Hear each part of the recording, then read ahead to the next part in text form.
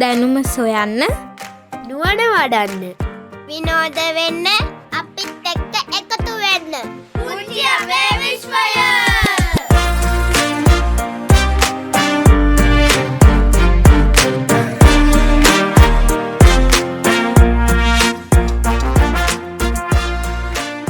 පුංචි අපේ විශ්වය.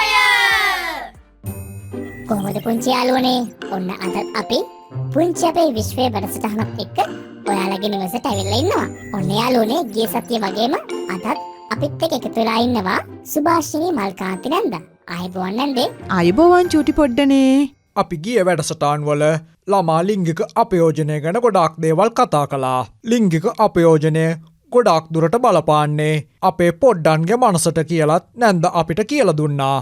අන්න ඒ නිසාම නන්දේ අපි හිතුවා නැන්දගෙන් මානසික අපයෝජනය ගැනත් අහන්න. හේතුව අපේ යාළුවන්ගේ මනස ආරක්ෂා වෙන්නත් ඕනේ. ඔව් චූටි දුවල පුතාලටත් මතක ඇති මං ඇහුවා නේද අපේ ඔලු ගෙඩිය ඇතුලේ මොළ ගෙඩියක් තියෙනවා කියලා. කවුරු හරි කෙනෙක් ඒක කණ්ණාඩියෙන් ගිහලා බැලුවද? සයිමන්? දෙතුන් පාරක්ම කණ්ණාඩියෙන් බැලුවා. ඉතින් තිබුණාද? නෑ මෙයා. සමහර විට අර බාබර් සාප්පුවේ බාබර් මාමා පිටිපස්සෙන් කණ්ණාඩිය අල්ලනවා වගේ කණ්ණාඩියක් ඇල්ලුවා නම් ෂොක් එකට බලා ගන්න තිබ්බා. ඕම් බලාගන්න මොලේ. ඇයි අස්පට්ද? ඒක පේන්නේ නැහැ. ඒක පේන්නේ ඔයා හැසිරෙන විදිහෙන්. සයිමන්? දවසට පැය කීයක් තියෙනවද? පැය 24ක් තියෙනවා. පැය 24න් පැය කීයක් විතර කැප්ටන් ලොක්ක වැඩ කරනවද? සාමාන්‍යයෙන් පැය 8ක් වැඩ කරන්න ඕනේ. එතකොට නිදා ගන්නවනේ අපි. සාමාන්‍යයෙන් පුද්ගලෙක් නිදා ගන්න ඕනේ කොච්චර වෙලාවක්ද? පැය 8ක් නිදා ගන්න ඕනේ කියලා තමයි විශ්වාසවන්ත වෙබ් අඩවිවල සඳහන් වෙන්නේ. හරියටම හරි. දැන් මේ පුංචි දුවා දරුවා නම් අනිවාර්යෙන් පැය 8ක් අඩුම තරමේ නිදා ගන්න ඕනේ. ඉතින් මේ නිින්දෙදි මොකද්ද වෙන්නේ මම මේ කියන මොලේට? හොඳ විවේකයක් ලැබෙනවා. හරියටම හරි. සමහර වෙලාවට මේ අපේ මොලයට වද දෙන හිංසාවට ලක්වන සිදුවීම් මාලාවක් මේ පැය 24න් අවදිව වැඩ කරන කාලෙදී අපිට සිද්ධ වෙනවා. කැප්ටන් ලොක්ක කියන බන මොන වගේ දේවල්ද වෙන්න පුළුවන්? සමහර විට මම කරපු වැඩක් අගය නොකර ඒක හරි නෑ කියලා කියන්න පුළුවන්. හරි.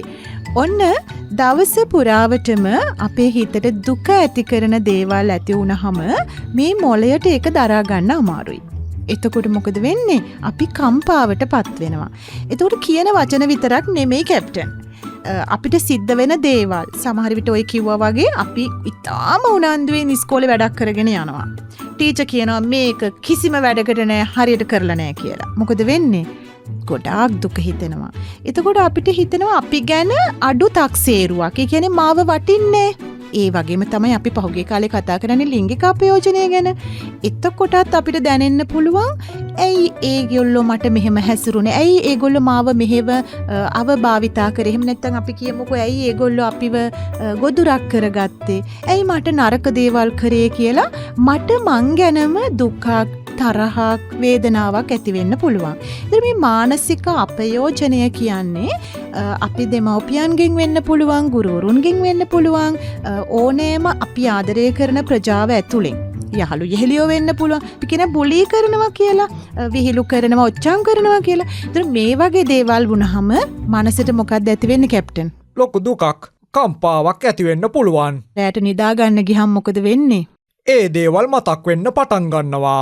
ඊට පස්සේ කඳුළු එන්න පටන් ගන්නවා. ඉතින් එතකොට අපිට හැමතිස්සෙම අපි ගැන අඩු තක්සේරුවක්. ඒ කියන්නේ හැමතිස්සෙම අපේ මොලේ එක කොටසක් අපිට නෙගටිව් වොයිස් එකක් දෙනවා. නැත්තම් නරක හඬක් අපි තුල ඇති කරනවා, දෝංකාර දෙනවා.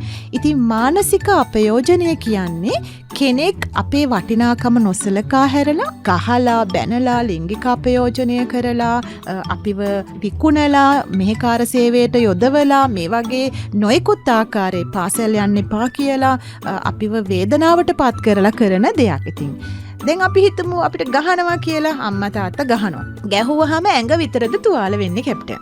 ඇඟ විතරක් නෙමෙයි. ඒ වේදනාවත් එක්ක හිතත් තුවාල වෙනවා. හරියටම හරි. දැන් අපේ ආච්චි අම්මලා සියලා කියලා තියෙනව නේද? අත කැඩුනොත් බෙහෙත් ඇතේ, හිත කැඩුනොත් බෙහෙත් නැතේ. ඒ කියන්නේ මානසික අපයෝජනය කියන්නේ ඊටාම දරුණු විදිහට අපේ හිත දෙමව්පියොත් එක්ක, ගුරුවරුත් එක්ක, යහළු යෙහෙලියන් එක්ක තියෙන සම්බන්ධතාවය කඩලා දානවා. ඉතින් ඔන්න දැන් තේරුණාද මානසික අපයෝජනය කියන්නේ මොකද්ද කියලා? බොහෝම හොඳ පැහැදිලි කිරීමක්. නැන්දේ අපි කලින් වැඩසටහන් වල කිව්වා ලිංගික අපයෝජන අවස්ථාවකදී නීතිය ක්‍රියාත්මක වෙන විදිහ ගැන. දැන් මේ මානසික අපයෝජනය ගැනත් නීතිය ක්‍රියාත්මක වෙනවද? අනිවාර්යයෙන්ම නීතිය ක්‍රියාත්මක වෙනවා. ඉතින් දරුවෙක් නිසා දරුවෝ කියන දේ සම්පූර්ණයෙන් විශ්වාස කරනවා. ඉතින් අපිට ගිහිලා පොලිසියට කියන්න බෑ අපේ අම්මයි තාත්තයි අතපය කඩනවා කියලා. ඒවනම් ඉතින් කේන්ති ගියම වැඩිහිටියෝ කියනවනේ නේද? මම මේක කියන්න වැඩිහිටියන්ට. මේ වගේ වචන වලින් දරුවන්ව රිදවන්න එපා. කිසිම දරුවෙකුගේ අතපය කඩන්න අම්මට තාත්තට සහ කාටවත් අයිතියක් නැහැ. ඉතින් අපි ඒක කියන්නේ තරහව සමහර අය ඉන්නව අතට අහුවෙන එකෙන් දරුවන්ට ගහනවා. හැබැයි දෙමව්පියන්ට සහ ගුරුවරුන්ට මම කියනවා එහෙම දරුවන්ට අපි භාණ්ඩයකට වගේ සලකන එක වැරදි. ඒතකොට දැන් ලිංගික අපයෝජනයට නීතියක් තියෙනවා වගේම මේ මානසික අපයෝජනයේ බරපතල අපයෝජනයක් ලෙස සලකනවා. ඒක තර්ජනය කිරීමක් එහෙම නැත්නම් ගෘහස්ත ප්‍රචණ්ඩත්වයක් තුළ දරුවා මනස කඩාගෙන වැටෙන තත්වයක්. එහෙම නැත්නම් මේ වගේ ශාරීරික නොවන අසභ්‍ය කතා කියලා දරුවාව තැතිගැන්මකට ලක් කරන හෝ අපයෝජනය කිරීමක්. නොසලකා හැරීමෙන් ඒ කියන්නේ දරුවාට ලබා දිය යුතු පෝෂණය, සෞඛ්‍ය, ආරක්ෂාව ලබා නොදීම, ඒ වගේම අධ්‍යාපනය ලබා නොදීම. ඒ වගේම පන්ති කාමරයක් ඇතුලේ තමන්ගේ ගුරුවරිය තමන්ව නොසලකා හැරීමට ලක් කිරීම. ඒ කියන්නේ ඒ දරුවා කරන වැඩ සැලකිල්ලෙන් බලන්නේ නැහැ, පොතක් බලන්නේ නැහැ, ඒ දරුවව අගය කිරීමක් කරන්නේ නැහැ, දරුවව කොන් කරලා තියෙනවා. මේ වගේ තත්වයන් චුටි දුවලා පුතාලගේ මනස තුවාල වෙන තත්වයන් නීතිය හමුවට ගේන්නට පුළුවන් කැප්ටන් ලොක්කා. තේරුණාද? බොහොම හොඳින් තේරුණා නැන්දේ. නැන්දට ගොඩක් ස්තුතියි අපිට කියලා දුන්න හැම දෙයකටම.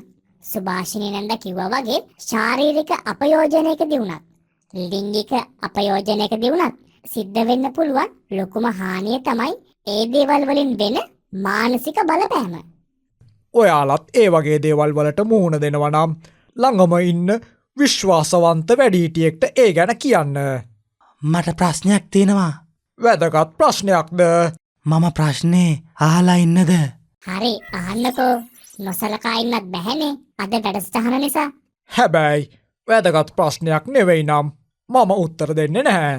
මේ කැප්ටන් ලොක්කා මම අහන ප්‍රශ්නය වැදගත්ද නැද්ද කියලා තීරණය වෙන්නේ මම එක කිව්වට පස්සේ. අද මේ ලෝකේ ගොඩක් මං වගේ ප්‍රඥාවෙන් උසස් මිනිස්සු ඒ මිනිස්සුන්ගේ ප්‍රඥාව හංගගෙන ඉන්නව ඇතිද මේ කැප්ටන් ලොක්කා වගේ අය මැද්දට පැනලා හරස් ප්‍රශ්න අහන නිසා. ඒ නිසා මිනිස්සුන්ට කතා කරන්න ඉඩ දෙන්න, අදහස් බෙදා ගන්න ඉඩ දෙන්න.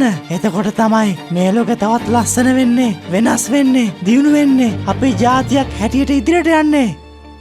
ෂා නියම කතාවක් ඒක. මට සමාවෙන්න සයිමන්.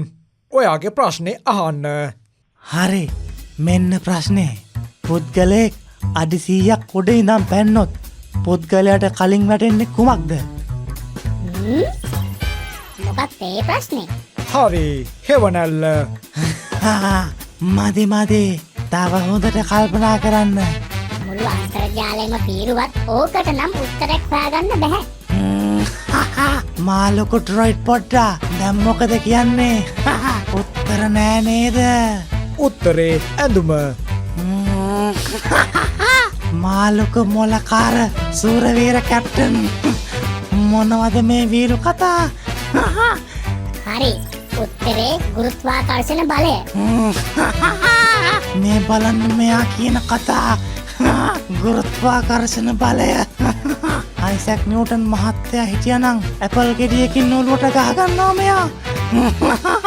හරි ඒනම් කියන්න බලන්න උත්තරේ. උත්තරේ කියනවා හැබැයි සයිමන්ට තරම් මොලයක් නැහැ කියලා දෙන්නම කියන්න ඕනේ. හරි සයිමන්ට තරම් මට මොලේ නෑ. හරි සයිමන්ට තරම් මට මොලේ නැහැ. හරි ෂෝක් මෙයා. මෙන්න උත්තරේ. පුද්ගලයෙක් අඩි 100ක් උඩිදා වැටෙනකොට ඉස්සෙල්ලාම වැටෙන්නේ මානසිකව මෙයා. මානසිකව අඩි 100ක් කියන සෙල්ලම් උසක් දා. සයිමන්. අපේ යාළුවන්ට පුළුවන් අපිට කතා කරන්න. මෙන්න අපේ දුරකථන අංකය 0742 25 35 31. පුංචි අපේ විශ්වය තේෝස් මීඩිය මිෂන් නිෂ්පාදනයක්.